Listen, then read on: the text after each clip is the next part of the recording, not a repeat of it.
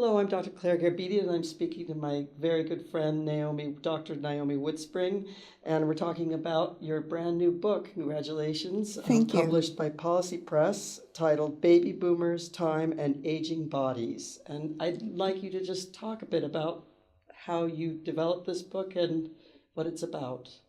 Well, I got really curious because so many people from my generation kept saying, well, we're not aging the way our parents did. Things look different for us. And I got curious about, well, is that true? Does every generation say that? Is it internalized ageism? So we do it better or we do it differently. And I also was really, really curious about what does it feel like for other people to be inside this body that looks so different than it used to look?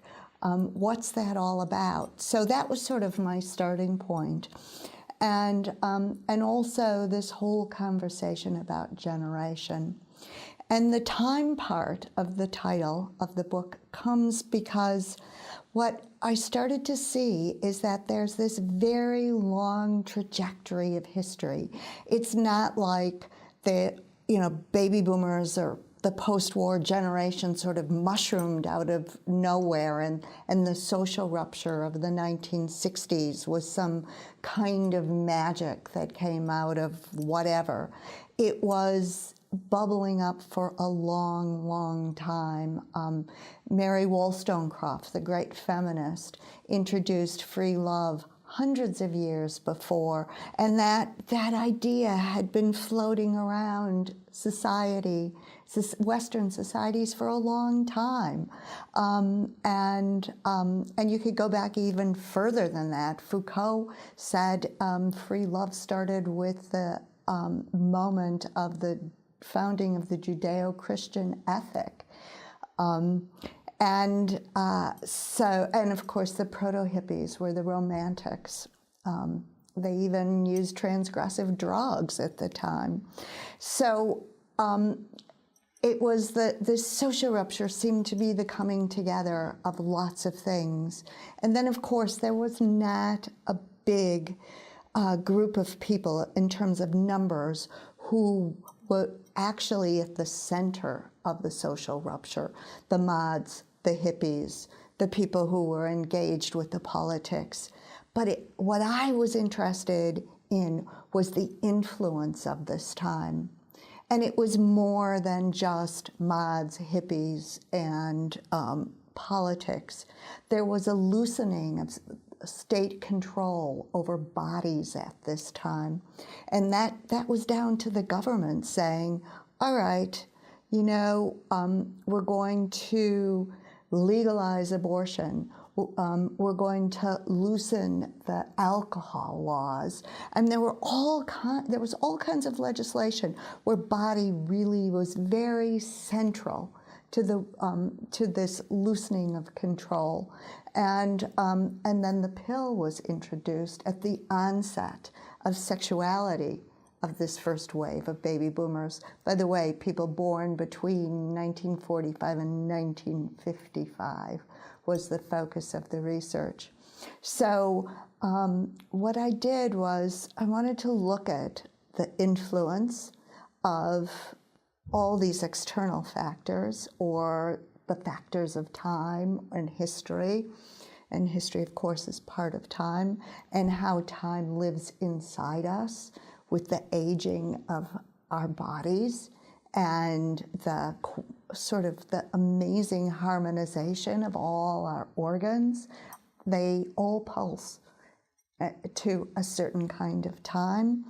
And then the other thing that I was really curious about is the influence of that post-war generation on the changes. So the changes came from externally, from the government, from all the stuff I just talked about, and then this bubbling up from the post-war generation itself.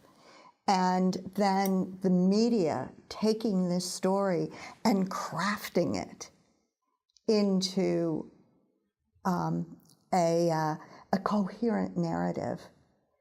And that had an influence too. And so it's how, and then you take that whole thing, that whole package, and take it forward. And what does it have to do with how we are aging as a generation? What does it say, and well, mostly, what did all my interviewees have to say about how they're aging? And in reality, we are aging differently, and yet aging is universal. And there's this very nuanced paradox between the generational aging and the universality of aging.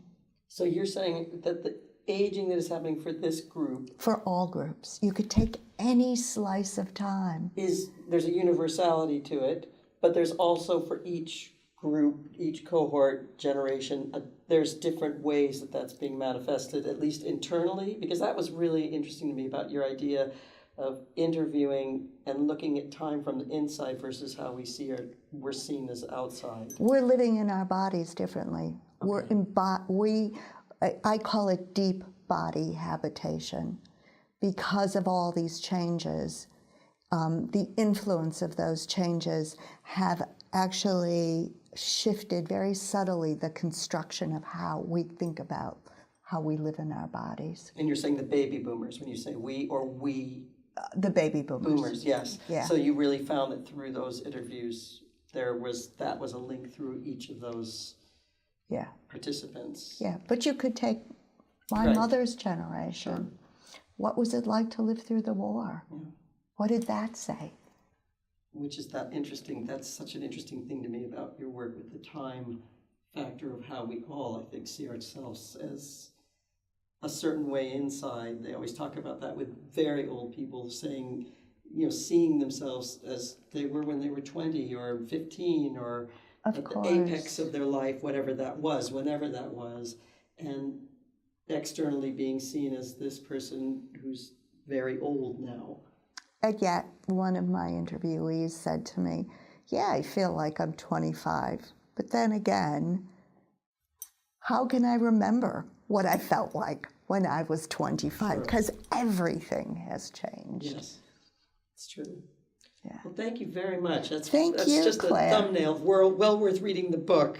That's Thanks. Really just a thumbnail of what's involved in this study and in this book. But thank you very much Thanks, for letting Claire. me do this. Thanks.